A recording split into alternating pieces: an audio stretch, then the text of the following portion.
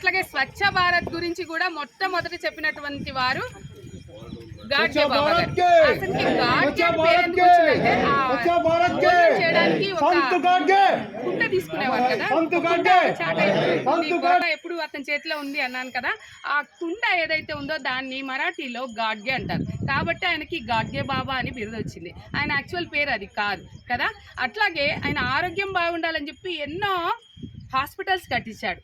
అట్లాగే ఆయన ప్రతి ఒక్కరికి ఇల్లు ఉండాలి కాబట్టి మామూలుగా అందరూ ఇప్పుడు బయట ఉంటారు కదా, హాస్పిటల్స్, తర్వాత విద్య కొరకు విద్యాలయాలు, అలాగే జనం నివసించడానికి గృహాలను కూడా ఆయన కట్టించేవారు. అప్పుడు ప్రతి రూపాయి కూడా ఆయన ఒక్క రూపాయి కూడా తినకుండా ప్రజల సేవ కొరకు ఈ 3 ఖచ్చితంగా అందరికీ ఉండాలని చెప్పి ఆశించే వారిలో గొప్ప వ్యక్తి ఆ రోజు డాక్టర్ బాబా అంబేద్కర్ గారు. వీరు ఇద్దరు చాలా సన్నిహితులు.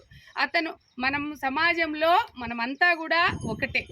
ఇప్పుడు మన టీజీ గారు ఎలా చెప్పారు, మన బ్లడ్ అందరిది ఒకటే అన్నట్టు ఆనాటే వాళ్ళు కూడా మనకు ఏదైతే మన వృత్తి నిర్వహిస్తున్నామో ఆ వృత్తిని బట్టే, నువ్వు కుండలు చేసుకున్న వారికి కుండలు చేసుకునే వృత్తి, అలాగే కత్తులు చేసేవారికి కత్తులు, ఇట్లా వ్యవసాయం చేసేవారు వ్యవసాయదారుడు అంటూ చాలామంది ఎవరి వృత్తులకు వారికి ఈ వృత్తిని బట్టి మన కులాలను మనం విభజించుకున్నాం. కానీ మనకి ఏ కులాలు లేవు, కులాంతరాలు అనేది జరగకుండా ఉండాలి, అందరం సమానమని చెప్తా ఆనాడే వాళ్ళిద్దరు కూడా కృషించినటువంటి వారు.